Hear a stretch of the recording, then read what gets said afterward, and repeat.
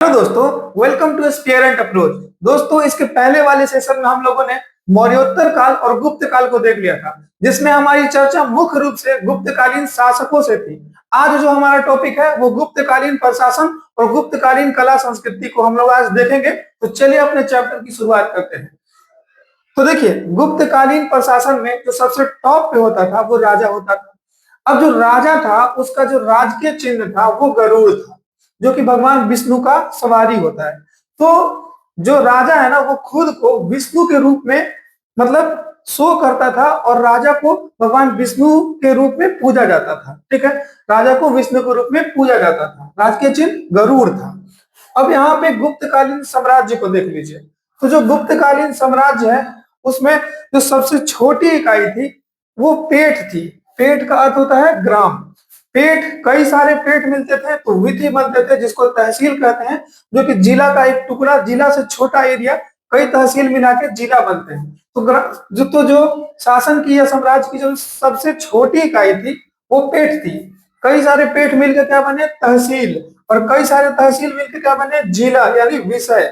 और कई सारे विषय मिलकर प्रांत यानी राज्य, जिसको भुक्ति कहते हैं। और कई सारे प्रांत मिलकर एक साम्राज्य का निर्माण करते थे। तो सबसे छोटी इकाई थी वो पेठ थी। पेठ के ऊपर विधि, विधि के ऊपर विषय, विषय के ऊपर भुक्ति और भुक्ति के ऊपर साम्राज्य। तो इस प्रकार जो साम्राज्य का था वो विभाजन किया गया था। ठीक है, चलिए अब आगे चलते हैं। अब देखिए, यहाँ पे प्रमुख अधिकारी और उनके कार्य को देख लेते हैं। मैंने प्रशासन से संबंधित उन्हीं चीजों को लाया जो आपके एग्जाम पॉइंट ऑफ व्यू से इंपॉर्टेंट है, इसलिए ज्यादा इरिलेवेंट कुछ भी नहीं है, जो भी है उसको रट जाइएगा। ठीक है, तो देखिए, प्रमुख अधिकारी में सबसे पहले जो अधिकारी वो दंड पाशिक है। तो दंड पाशिक किसको कहते थे? पुलिस अधिकारी को दंड पाशिक कहते थे। यहाँ देखिए, मैं इस चार्ट को आपको रटवा देता हूँ। तो देखिए, दंड देना किसका काम होता है? पुलिस का। तो दंड से दंड पाशिक, वैसे पाशिक को पुलिस से भी रिलेट कर सकते हैं। तो दंड देना काम किसका है? पुलिस का। तो पुलिस अधिकारी। अब महादंड नायक, जो दंड है उसको निर्धारण कौन करेगा, दंड का फैसला कौन करेगा? तो वो करेगा न्यायाधीश। तो दंड देगा पुलिस, दंड का नायक कौन होगा, फैसला कौन करेगा? न्यायाधीश। तो दंड पाशिक पुलिस अधिकारी, महादंड नायक मुख्य न्यायाधीश। अब उसके बाद देखिए, यहाँ बल है, महाबलाधिकृत। तो बल दिखाने का काम किसका होता है? सेना का। तो इसे असमर्थ स्थापित कर सकते हैं सेना से। और महा लगा है तो सर्वोच्च, यानी सर्वोच्च सेनापति जो होगा ना वो महाबलाधिकृत कहलाएगा।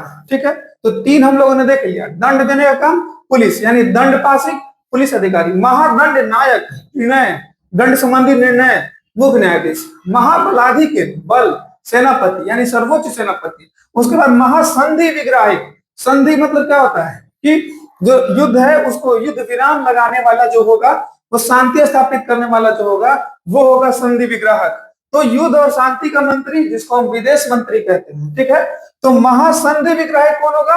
विदेश मंत्री को कहेंगे संधि विग्राहक। अक्ष पाटिलक, महाअक्ष पाटलिक जो है, महाअक्ष पाटलिक। अक्ष का अर्थ क्या होता है? धुरी।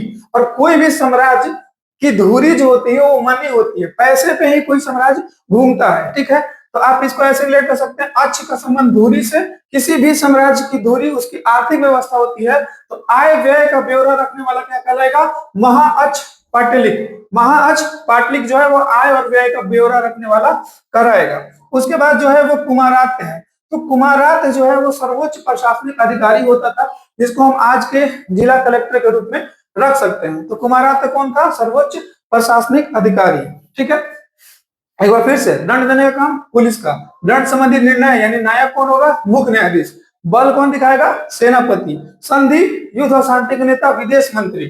और अक्ष, अक्ष धुरी पे कौन चलाता है साम्राज्य, किसी भी साम्राज्य को? पैसा मनी, आय व्यय का ब्यौरा रखने वाला। और जो कुमार आत्य होता है, कुमार से आप रिलेट कर सकते हैं युवा। जो युवा होगा वो शक्ति वाला जो होगा वो प्रशासनिक, सर्वोच्च प्रशासनिक अधिकारी को क्या कहेंगे? कुमारात्य।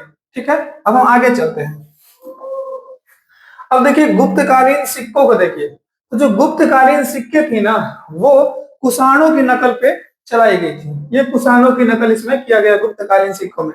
यहाँ दो प्रकार के सिक्के आपको देखने को मिलेंगे, एक सोना का सिक्का और एक चांदी का सिक्का।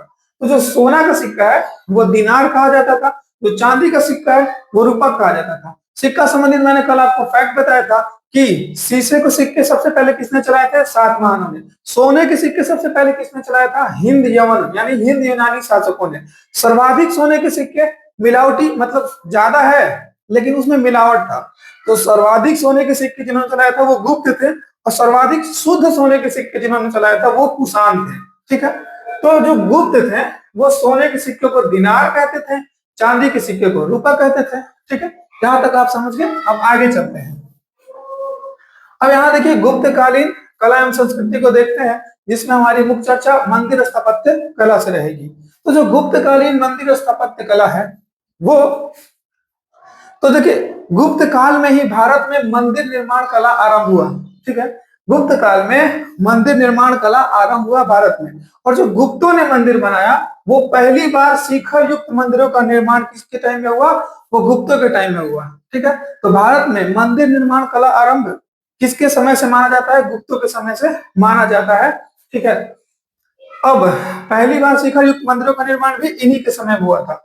ठीक है, अब मंदिर की विशेषताओं को देख लेते हैं। देखिए जो मंदिर होती थी ना गुप्त काल की, वो ईंटों और पत्थरों से निर्मित होती थी। ईंटों और पत्थरों से निर्मित होती थी, और मंदिर एक चबूतरे पे होता था। ठीक है, ईंटों और पत्थरों के माध्यम से चबूतरे पर मंदिरों का निर्माण होता था, और जो बाहरी भाग है वो अलंकृत होता था, जबकि भीतरी भाग मंदिर का होता था वो सादा होता था। ठीक है, अब मंदिर पे द्वारपाल होते थे। द्वारपाल के रूप में कुम्रवाहिनी और मकर वाहिनी की मूर्तियां होती थी।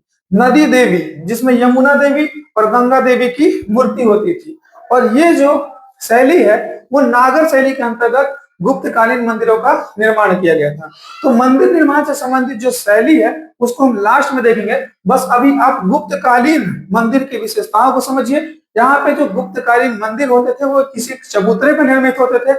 इसके साथ ही वो ईंट और पत्थर से निर्मित होते थे, पहला बात। दूसरा बात, बाहरी भाग अलंकृत होता था, लेकिन जो भीतरी भाग होता था ना वो सादा होता था। इसके साथ ही जो मंदिर पे द्वारपाल होते थे उसमें कुम्रवाहिनी और मकर वाहिनी की मूर्तियां होती थी। कुम्रवाहिनी यमुना नदी को कहा जाता है और मकर वाहिनी गंगा नदी को कहा जाता है। ठीक है, तो यमुना देवी और गंगा देवी की मूर्तियां होती थी। अब आगे चलिए। अब देखिए गुप्त काल में जो प्रमुख केंद्र थे मंदिर निर्माण कला के या फिर मूर्ति कला के, वो मथुरा थे, सारनाथ थे और पाटलिपुत्र थे। ठीक है, गुप्त काल में मूर्ति कला का जो प्रमुख केंद्र था वो मथुरा, सारनाथ और पाटलिपुत्र था। अब यहाँ एक फैक्ट याद रखिएगा कि भगवान बुद्ध की 60.5 फीट ऊंची प्रतिमा जो है ना वो सुल्तानगंज भागलपुर से मिली है।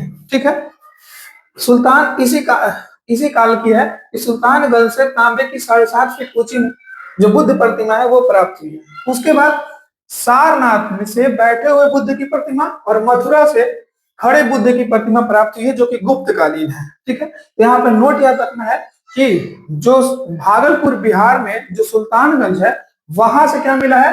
तांबे की 60.5 फीट ऊंची बुद्ध प्रतिमा मिली है, और वो जो कि गुप्त कालीन है। फिर जो बुद्ध की जो बैठी हुई अवस्था में जो बुद्ध की प्रतिमा है वो कहां से मिली है? सारनाथ से, और मथुरा से जो है वो खड़े बुद्ध की प्रतिमा मिली है। अब हम आगे चलते हैं। आगे आप देखिए कि गुप्तकालीन मंदिरों को देख लीजिए। तो देखिए जो गुप्तकालीन मंदिर है ना उसमें सबसे पहले एक आप भीतर गांव के मंदिर को देख लीजिए। ठीक है, तो देखिए भीतर गांव मंदिर सबसे पहले कहाँ है? तो कानपुर यूपी में। भीतर गांव मंदिर कहाँ पे है? कानपुर यूपी में। यहाँ से आपका स्टैटिक वाला सेक्शन भी कवर होगा जो कि मंदिर से क्वेश्चन पूछा जाता है आपके एग्जाम में, इसलिए टॉपिक आपके लिए काफी ज्यादा महत्वपूर्ण है। ठीक है, तो देखिए तो भीतर गांव मंदिर कहाँ पे है? कानपुर यूपी में। ये ईंटों से निर्मित मंदिर है, पूर्णतः ईंटों से निर्मित मंदिर है, और भगवान विष्णु को समर्पित है। यह मंदिर किनको समर्पित है? भगवान विष्णु को समर्पित है। और इस मंदिर के जरिए भारत में पहली बार शिखर में मेहराबों का उपयोग किया गया। मेहराब जो होते थे ना वो क्या होते? इसको देखिए पहले। शिखर में पहली बार किसका यूज किया गया? मेहराब का। मेहराब जो है ना वो अर्धचंद्राकार आकृति होती है, जैसे आप यहाँ पे आसानी से देख पाएंगे। देखिए ये जो अर्धचंद्राकार आकृति है ना वो मेहराब कहलाती थी। मेहराब क्या करता है कि भार को संतुलित कर देता है, इधर और इधर के भार को संतुलित कर देता है। तो पहली बार मंदिर के शिखर में मेहराबों का प्रयोग किनके समय में किया गया, वो गुप्तों के समय में किया गया, ये याद रखिएगा। और ये 10 अवतार मंदिर, इस सॉरी भीतरगांव मंदिर इसका बेस्ट एग्जाम्पल है। भीतरगांव मंदिर कहाँ पे है, तो कानपुर यूपी में है।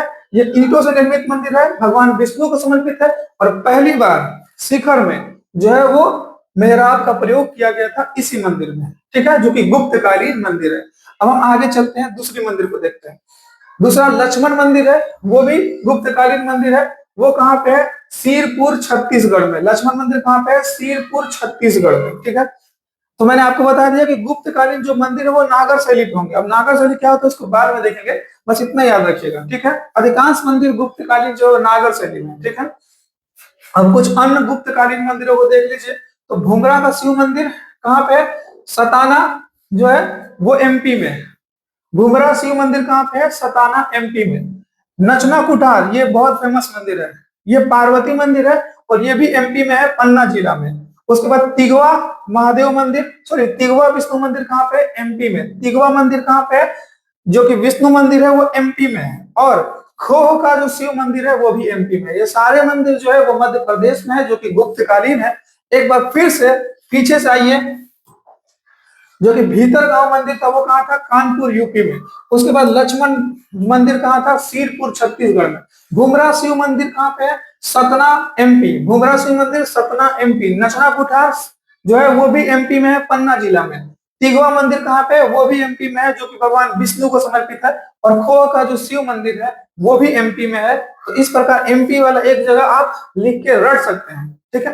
अब आगे चलते हैं, आगे देखिएगा तो अजंता गुफाएं हैं। अजंता गुफाएं जो है उसमें वो जो है उसका निर्माण जो है ना वो सातवाहन सुंग से लेके गुप्त काल तक और वाकाटक वंश के शासकों का मतलब यहाँ पे योगदान है इस गुफा के निर्माण में। तो इसमें गुप्तकालीन गुफा भी है, इस वजह से इसको पढ़ना थोड़ा जरूरी हो जाता है, और आपके एग्जाम पॉइंट ऑफ व्यू से भी इंपॉर्टेंट है, क्योंकि यहाँ से क्वेश्चन आ गए हैं इसके लोकेशन से, और इसमें जो पेंटिंग था उससे आ गया है क्वेश्चन, ठीक है।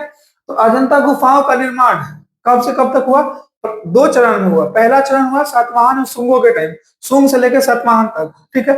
और उसके बाद सुंग से लेकर सातवाहन तक हुआ, ठीक है। और दूसरा निर्माण कब हुआ, गुप्त काल में, और वाकाटक जो शासक हैं उनके टाइम में हुआ था, ठीक है। तो अब इसके बारे में हम जानकारी देते हैं। तो ये कहाँ पे है, ये महाराष्ट्र के औरंगाबाद में है। इसमें टोटल 30 गुफाएं हैं, 29 गुफाओं भी कहा जाता है, तो 30 या 29 मान के चलिए, ठीक है। जिसमें से जो 4 गुफा है वो चैत्य है। चैत्य है यानी जो पूजा ग्रह से संबंधित है, वो पूजा से संबंधित है, वहां पे पूजा होता था। बौद्ध बौद्ध धर्म में चैत्य और विहार का जो है चैत्र विहार नामक टर्म है। तो जो चैत्य होता है वो पूजा ग्रह होता है, और जो विहार होता है वो निवास स्थल होता है बौद्ध भिक्षुओं का। तो जो 29 है ना, 29 में जो 4 गुफा है वो पूजा के लिए है, पूजा ग्रह है, जिसको चैत्य कहते हैं। 9, 10, 19 और 26, 9, 10, 19 और 26, और 25 गुफाएं जो है वो विहार है। बौद्ध भिक्षु के रहने के, सहने की, लिखने के, बरसात के मौसम में वो लिखते थे कुछ कुछ, तो वो विहार है, ठीक है। तो एक बार फिर से कि अजंता गुफा का निर्माण 2 चरण में हुआ। पहला चरण हुआ सुंग से लेकर सातवाहन तक, और दूसरा चरण हुआ गुप्त काल और वाकाटक वंश के शासकों ने किया, जिसमें इसका लोकेशन कहाँ पे है, महाराष्ट्र के औरंगाबाद में। इसमें टोटल 29 गुफाएं हैं, जिसमें से 4 गुफा जो है वो चैत्य गुफा है। चैत्य का शाब्दिक अर्थ होता है कि वो पूजा ग्रह है, ठीक है। और विहार मतलब होता है वो रहने सहने का वो स्थान है, ठीक है। अब यहाँ पे देखिए कि गुप्तकालीन कौन कौन सी गुफा है। तो गुफाएं कौन कौन सी गुफाएं गुप्तकालीन है, तो गुप्त गुफा संख्या जो 16 और गुफा संख्या जो 17 है वो गुप्तकालीन है, और उसमें जातक कथाएं हैं। उसमें जातक कथाएं वर्णित है उन गुफाओं में। जातक कथा का अर्थ होता है कि जो भगवान बुद्ध ने बहुत सारे जन्म लिए हैं, और भगवान गौतम बुद्ध के पूर्व जन्म की जो कहानियां होती हैं उनको जातक कथाएं कहते हैं। और जातक कथा किसमें है, गुफा संख्या 16 और 17, यही दोनों जो गुफा है ना वो गुप्त काल में निर्मित हुए, ठीक है। अब यहाँ पे देखिए इसको सबसे पहले खोजा किसने था, तो इसकी खोज 1819 में हुई। मद्रास रेजिमेंट का एक सैनिक था जिसका नाम है कनिंघम। वो अलेक्जेंडर कनिंघम है, कनिंघम, ठीक है। तो मद्रास रेजिमेंट का सैनिक कनिंघम ने अजंता गुफा की खोज की थी, ठीक है। और इसका निर्माण मैंने बता दिया कि इसका निर्माण 2 चरण में हुआ था। जो पहला चरण था वो सुंग से लेकर सातवाहन तक हुआ था। दूसरा चरण में गुप्त और वाकाटक वंश के शासकों ने।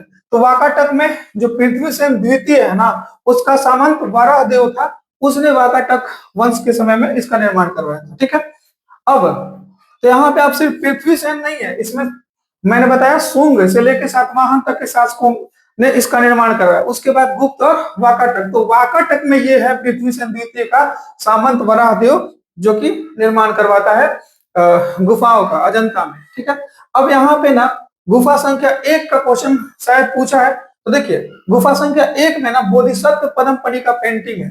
बोधिसत्व पहले किसको कहते हैं बुद्ध धर्म में, अगर मैंने टर्म वहां बताया होगा तो ठीक, नहीं बताया हो तो यहाँ पे देखिए, जो बुद्ध की राह पे चलने वाला व्यक्ति होता है ना, वो अब निर्वाण प्राप्त कर लेगा। वो इतना ज्यादा जो है वो करुणा से भर चुका है, वो सांसारिक इच्छाओं का त्याग कर चुका है, वो परमात्मा के करीब है, उस व्यक्ति को बोधिसत्व कहते हैं। जो बुद्ध बनने की राह पे चल गया, अनंत करुणा से भर गया, उसके अंदर की इच्छा है वो खत्म हो गया, वो बोधिसत्व कहलाता है। तो बोधिसत्व पदमपणि की पेंटिंग जो है, ये भगवान बुद्ध की पेंटिंग नहीं है, वे ऐसे व्यक्ति की पेंटिंग है, मतलब वो किसी की भी हो सकती है, जो एकदम मतलब बुद्ध के करीब है, और वो एक सभा में बैठे हुए हैं, बहुत सारे लोग आए हुए हैं, वो पेंटिंग है। बोधिसत्व पदमपणि की पेंटिंग कहाँ पे है, वो गुफा संख्या 1 में है। और एक और पेंटिंग है बोधिसत्व वज्रपणि की, बोधिसत्व पदमपणि और बोधिसत्व वज्रपणि की पेंटिंग गुफा संख्या 1 में है, इसको याद रखिएगा। ठीक है, और जातक कथाएं कहाँ वर्णित है, 16 और 17 में, जो कि गुप्त कालीन है। अब हम आगे चलते हैं, आगे देखिए। अब जो गुप्त कालीन जो कवि है या फिर गुप्त कालीन जो लेखक हैं, इसके अलावा और भी कुछ महत्वपूर्ण लेखक जो कि प्राचीन भारत से संबंधित है, जो आपके एग्जाम में पूछे जाते हैं, इसी पार्ट में मैं कवर करा दे रहा हूँ। इसके बाद एक अलग से स्टैटिक में भी लेके चलूंगा। ठीक है, तो सबसे पहले जो गुप्त कालीन लेखक है बहुत फेमस कालिदास, इनके बारे में देखिए। तो देखिए जो कालिदास है ना, उनको भारत का शेक्सपियर कहा जाता है। और कालिदास ने जो है वो कुल 7 प्रमाणिक ग्रंथ कालिदास के माने जाते हैं, जिसमें से 3 नाटक, 2 महाकाव्य और 2 काव्य। कालिदास को भारत का शेक्सपियर कहा जाता है। उन्होंने 3 नाटक, 2 महाकाव्य और 2 काव्य लिखे हैं। तो इनका जो 7 ग्रंथ है उसको एकदम चार्ट जाना है कि ये किसका है, कालिदास का है। जैसे 3 नाटक में क्या लिखा है, मालविकाग्नि मित्रम, जो मैंने कल बताया था कि मालविका और अग्निमित्र शुंग वंश के शासक का ये जो है वो लव स्टोरी है। तो मालविकाग्नि मित्रम, विक्रमो वर्षियम, अभिज्ञान शकुंतलम, ये 3 नाटक किसके हैं, कालिदास के। 2 महाकाव्यों में कुमार संभवम, रघुवंशम, कुमार संभवम, रघुवंशम, और 2 काव्यों में मेघदूतम, ऋतुसंहारम, मेघदूतम, ऋतुसंहारम। इस प्रकार 3 नाटक, 2 महाकाव्य और 2 काव्य। बहुत अच्छे से इसको रटिएगा। ठीक है, हम आगे चलते हैं, आगे आते हैं तो विशाख दत्त देखते हैं। ठीक है, तो देखिए जो विशाख दत्त थे ना, वो मुद्राक्षस, ये गुप्तकालीन नहीं में है। ठीक है, ये गुप्त वंश की जानकारी मिलती है इनके बारे में, सॉरी मौर्य वंश की जानकारी मिलती है इसके बारे में, ये गुप्तकालीन नहीं है। ठीक है, तो देखिए जो विशाख दत्त है ना, उन्होंने किन 2 ग्रंथों की रचना की, एक मुद्राक्षस की और दूसरा देवी चंद्रगुप्तम की।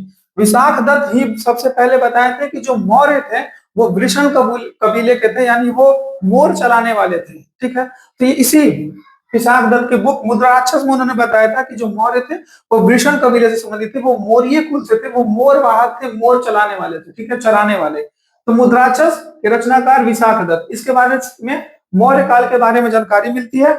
उसके बाद इन्होंने एक और ग्रंथ लिखा है जिसका नाम है देवी चंद्रगुप्तम। इसमें वो रामगुप्त और ध्रुव स्वामिनी देवी की जो कहानी है वो इसी में मिलती है, जिसको चंद्रगुप्त द्वितीय ने मार दिया था अपने भाई को। ठीक है ना, तो ये कहानी जो है वो कहाँ मिलती है, देवी चंद्रगुप्तम नामक ग्रंथ में मिलती है, जो कि किनका है, विशाख दत्त का है। पहला किताब मुद्राक्षस, जिससे मौर्य काल के बारे में जानकारी। दूसरा किताब देवी चंद्रगुप्तम, जिससे रामगुप्त की कहानी मिलती है। उसके बाद जो तीसरे लेखक है वो अमर सिंह है। अमर सिंह ने कौन सा किताब लिखा है, अमरकोश, और ये गुप्त कालीन है, चंद्रगुप्त द्वितीय के दरबार में रहते थे। उसके बाद भारवी, भारवी के बुक का नाम है किरातार्जुनियम, किरातार्जुनियम के लेखक कौन है, भारवी। शूद्रक, मृच्छकटिकम के लेखक कौन है, शूद्रक। तो यहाँ से फिर से देखिए, मुद्राक्षस और देवी चंद्रगुप्तम, विशाख दत्त, अमरकोश अमर सिंह, किरातार्जुनियम भारवी, मृच्छकटिकम शूद्रक। अब दंडी ने 2 किताब लिखा है, 10 कुमार चरितम और काव्य दर्श, 10 कुमार चरितम और काव्य दर्श दंडी। विष्णु शर्मा का पंचतंत्र है, पंचतंत्र किसका है, विष्णु शर्मा। रावण वध किसका है, वत्स भट्टी का। और कामासूत्र किसका है, वात्स्यायन का। तो ये जो 9 लेखक है और उनकी जो किताब है ये मोस्टली इंपॉर्टेंट है। यहाँ से अगर रिपीट किया तो यहाँ से 80% चांस है यही छूटेगा। इसके अलावा इंसिडेंट में और भी लेखक और उनकी किताब है, उनको हम लोग आगे एक सेपरेट वीडियो बना के देख लेंगे। इसको मैंने अभी आपको रटवाया नहीं, क्योंकि इसको आपको रटना पड़ेगा, इसमें कोई ट्रिक काम नहीं करेगा, क्योंकि सिंगल सिंगल है, दो तीन रहता तो हो सकता था, ठीक है। तो इसको आप रट लीजिएगा, कम से कम इतना एटलीस्ट 2 बार 3 बार रिवाइज करके रट लीजिएगा। अब यहाँ देखिए कामंदक जो है वो नीतिसार है, ठीक है। कामंदक के बुक का नाम नीतिसार है। अब यहाँ पे देखिए आर्यभट्ट जो है वो चंद्रगुप्त द्वितीय के दरबार में नहीं रहते थे, ये मैंने कल बताया था, लेकिन ये गुप्तकालीन है, ठीक है। तो आर्यभट्ट जो है ना, उनकी किताब का नाम है आर्यभट्टीय, ठीक है। ये खगोलक थे, गणितज्ञ थे। इन्होंने ही सर्वप्रथम बताया था कि जो पृथ्वी है वो गोल है। इन्होंने बताया था कि पृथ्वी गोल है और अपने अक्ष पे घूमती है, इसी वजह से दिन रात होता है, ठीक है। इसके बाद पाई का मान इन्होंने दिया था, दशमलव पद्धति, जीरो का आविष्कार इन्हें को ही माना जाता है, त्रिभुज का क्षेत्रफल इन्होंने सर्वप्रथम बताया था, सूर्य ग्रहण और चंद्र ग्रहण और ग्रह और नक्षत्रों के बारे में सबसे पहले जानकारी किन्होंने दी थी, आर्यभट्ट ने दी थी। हम आगे देखते हैं, आगे देखिएगा वराहमिहिर। वराहमिहिर जो है वो गुप्त वंश से संबंधित है, चंद्रगुप्त द्वितीय के दरबार में रहते थे। वह खगोलविद और गणितज्ञ थे। इन्होंने क्या कह दिया, इसको एक नजर देख लेते हैं। तो देखिए जो 12 राशि है, उन 12 राशियों के बारे में जानकारी वराहमिहिर ने दी थी। और वराहमिहिर ने बताया कि पृथ्वी के केंद्र में सबसे पहला अनुमान गुरुत्वाकर्षण का आप कह सकते हैं, इन्होंने लगाया था कि पृथ्वी के केंद्र में कोई शक्ति है जो वस्तु को अपनी ओर खींचती है। उसके बाद वर्गमूल और घनमूल निकालने का सूत्र वराहमिहिर। इनके ग्रंथ का नाम क्या क्या है वराहमिहिर का, तो देखिए पंच सिद्धांतिका, बृहद जातक, लघु जातक और बृहद संहिता।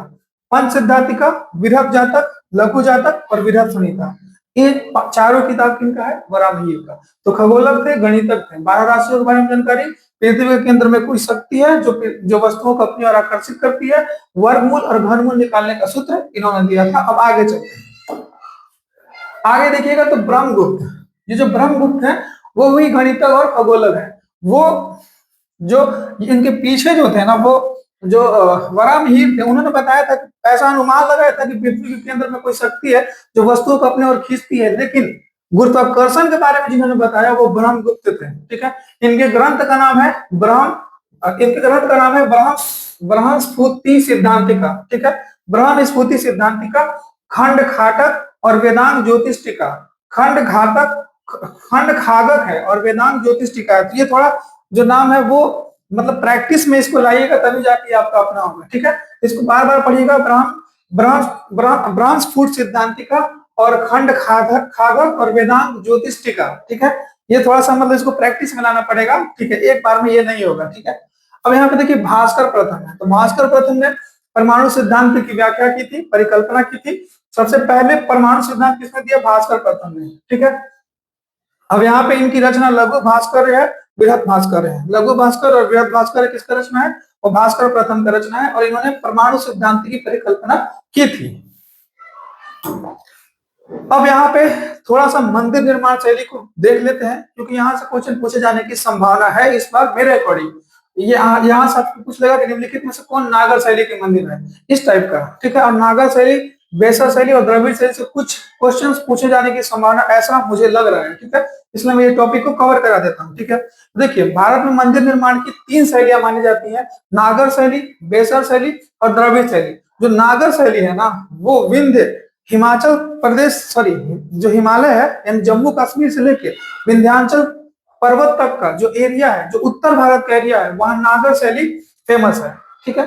और कृष्णा से लेके जो नीचे का एरिया है वहां द्रविड़ शैली फेमस है। और इनके बीच यानी कृष्णा और विंध्याचल के बीच का जो क्षेत्र है, ठीक है, नर्मदा घाटी वाला जो क्षेत्र है, वहां पे आपको बेसर शैली फेमस है, ठीक है। तो अब बारी बारी से हम समझते हैं कि नागर शैली में क्या क्या होता है, द्रविड़ शैली में क्या होता है और बेसर शैली में क्या होता है। तो सबसे पहले नागर शैली के मंदिरों की विशेषता देखिए। जो नागर शैली का मंदिर होता है वो एक चबूतरे पे स्थापित होता है। तो सबसे पहला चबूतरा होता है वो होता है जगती। तो सबसे नीचे एक चबूतरा होता है, उसके ऊपर एक चबूतरा होता है, उसके बाद मंदिर बनना स्टार्ट होता है।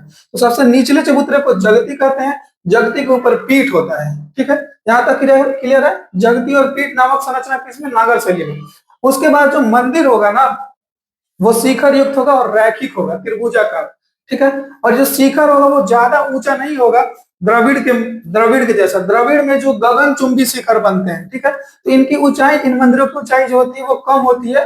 और इसमें जो सबसे टॉप पे होगा वो कलश होता है, और कलश को रखने वाले को आमलक कहते हैं। आमलक के ऊपर कलश होगा, उसके बाद शिखर होगा, उसके बाद गर्भगृह होगा, जिसमें जो जो भगवान है उनकी प्रतिमा रखी जाती है गर्भगृह में। और गर्भगृह से पहले जो एंट्री करने वाला स्थान होता है उसको मंडप कहते हैं। जब गर्भगृह भर जाता है तो मंडप में भी लोग जो है इकट्ठा हो जाते हैं। तो इस प्रकार आप याद रखिएगा कि जो नागर शैली के मंदिर होते हैं वो रैखिक होते हैं, उसका शिखर रैखिक होता है, उस पर एक आमलक होता है, उसके ऊपर एक कलश होता है, और मुख्य जो देवी देवता जहाँ रखे जाते हैं उसको गर्भगृह कहते हैं। और चबूतरे दो होते हैं, एक जगती होता है, दूसरा पीठ होता है। अब इसके प्रमुख मंदिरों में कौन कौन सा आता है इसको देख लीजिए। 10 अवतार का मंदिर नागर शैली से निर्मित है। भीतर गांव का मंदिर नागर शैली। लक्ष्मण मंदिर नागर शैली। अब इसका लोकेशन आपको है ना, इसको रटना पड़ेगा, ठीक है। तो इसको मैं एक बार बोल देता हूँ 2 मिनट में, उसके बाद आप अपने से इसको घर पे रिवाइज कीजिएगा, क्योंकि यहाँ से आपसे क्वेश्चन पूछा है कि बताइए कि भीतर गांव का मंदिर कहाँ पे है, ठीक है। इस प्रकार का क्वेश्चन पूछा है तो कम से कम लोकेशन रख लीजिए। तो 10 अवतार का मंदिर कहाँ पे है? झांसी में। भीतर गांव का मंदिर कहाँ पे है? कानपुर में। लक्ष्मण मंदिर कहाँ पे है? सिरपुर में, छत्तीसगढ़ में। और कंदरिया महादेव मंदिर कहाँ पे? खजुराहो एमपी में। लिंगराज मंदिर कहाँ पे? ओडिशा में। और जगन्नाथ पुरी मंदिर ओडिशा के पुरी में है। तो इस प्रकार जो नागर शैली के मंदिर है मैंने एक बार पढ़ दिया। अब आपका काम बनता है कि इसको रटिए लोकेशन को, और हो सकता है तो ये किस देवता को समर्पित है इसको भी एक लिस्ट निकाल लीजिएगा इस लिस्ट को रटने के बाद, ठीक है। अब यहाँ पे देखिए द्रविड़ शैली। तो द्रविड़ शैली में क्या होगा कि जो चबूतरा था नागर शैली में दो होता था, जगती और पीठ। इसमें एक और चबूतरा होता है जिसको कहते हैं अधिष्ठान। जगती, जगती के ऊपर पीठ, पीठ के ऊपर अधिष्ठान, और इसके ऊपर मंदिर का निर्माण होता है। और यहाँ पे जो शिखर होगा ना वो रैखिक नहीं होता है, वो विमान के जैसा होता है, वो बहुमंजिला होता है, ठीक है। यहाँ पे जो शिखर आपको दिख रहा है, ये जो यहाँ पे रैखिक था, इस टाइप का था नागर शैली में, वो अब जो हो जाएगा वो बहुमंजिला हो जाएगा और सीढ़ी के जैसा हो जाएगा। तो इसको जो विमान होगा वो कैसा होगा? बहुमंजिला होगा। और जो सबसे टॉप पे, जो सबसे लास्ट शिखर होगा उसको हम कहेंगे, आखिरी मंजिल को हम शिखर कहेंगे। और इसमें गर्भगृह के बाहर मंडप होता है, और मंडप के बाहर अर्ध मंडप होता है, और मंडप और अर्ध मंडप के बीच में अंतराल होता है जिसको गलियारा कहते हैं। तो इस प्रकार जो निर्माण शैली है, मंदिर निर्माण शैली है, उसको हम द्रविड़ शैली कहेंगे। मुख्य रूप से विशेषता में जो शिखर है वो उसमें रैखिक होता है, इसमें सीढ़ीदार होता है। उसके बाद जगती पीठ, और एक और आ जाता है अधिष्ठान, ठीक है। और ये जो होता है ना द्रविड़ जो शैली है उसमें ना मंदिर के बाहर एक भव्य गेट होता है जो कि मंदिर से भी ज्यादा सुंदर और मंदिर से भी आकर्षित और मंदिर से भी ऊंचा हो सकता है, ठीक है, जिसको गोपुरम कहते हैं, प्रवेश द्वार, जो कि प्रवेश द्वार नागर शैली में नहीं होता है, ठीक है। और दोनों शैली की एक विशेषता है कि इसमें जो मंदिर है वो एकायतन या पंचायतन। एकायतन क्या होता है कि एक गर्भगृह में एक देवता रहेंगे और एक ही मंदिर रहेगा। और पंचायतन क्या होता है कि एक मुख्य मंदिर रहेगा और उसके चारों ओर 4 और मंदिर रहेंगे। ये पंचायतन शैली कहलाती है। तो पंचायतन शैली जो है वो दोनों प्रकार के शैली में, यानी नागर शैली की भी विशेषता में देखी जाती है और द्रविड़ शैली में भी देखी जाती है, ठीक है। तो इस प्रकार आप याद रखिएगा। लेकिन एक विशेषता यहाँ पे आप याद रखिएगा कि जो द्रविड़ शैली होगा ना उसमें जो मुख्य मंदिर होगा ना पंचायतन, अगर द्रविड़ शैली में पंचायतन मंदिर का निर्माण करेंगे तो जो मुख्य मंदिर होगा ना वही शिखर युक्त होगा, सॉरी ये वाला होगा, विमान वाला होगा, मंजिला। लेकिन जो अन्य 4 मंदिर हैं वो नागर शैली के जैसे होंगे, ऐसे रैखिक होगा उनका शिखर, ठीक है। इस बात को याद रखिएगा, ठीक है। और ये जो द्रविड़ शैली के मंदिर है उनके बाहर तालाब का निर्माण आपको देखने को मिलेगा, जबकि उधर आपको तालाब वगैरह नहीं मिलेगा नागर शैली में। अब इसमें कौन कौन सा मंदिर आता है एक बार मैं पढ़ देता हूँ, उनका लोकेशन बता देता हूँ। बाकी आप यहाँ से आप इनके शासक का नाम भी निकाल सकते हैं कि इनको किसने बनवाया था, ठीक है, क्योंकि यहाँ दक्षिण भारत वाले जो मंदिर है उनके शासक का नाम भी पूछता है। इसके बाद मैं सेपरेट वीडियो तो बना ही दूंगा, लेकिन आपको खुद से मेहनत यहाँ पे करते रहना है। तो विराधेश्वर मंदिर कहाँ पे? तंजावुर में, तमिलनाडु। गंगई कोंड चोलपुरम मंदिर कहाँ पे? तमिलनाडु। मीनाक्षी मंदिर मदुरई, तमिलनाडु। विरूपाक्ष मंदिर कर्नाटक। उसके बाद हम बेसा शैली को देख लेते हैं। तो बेसा शैली में मुख्य रूप से 2 मंदिर है, एक काक सिद्धेश्वर मंदिर है, एक जम्बू लिंगेश्वर मंदिर है। तो इनको आप रट लीजिएगा, ठीक है। तो उम्मीद करते हैं कि मैंने गुप्तकालीन प्रशासन को बहुत अच्छे तरीके से कम समय में बहुत ज्यादा चीजों को डिलीवर कर दिया। अगर आपको वीडियो पसंद आता है तो ज्यादा से ज्यादा जरूर शेयर करें। धन्यवाद।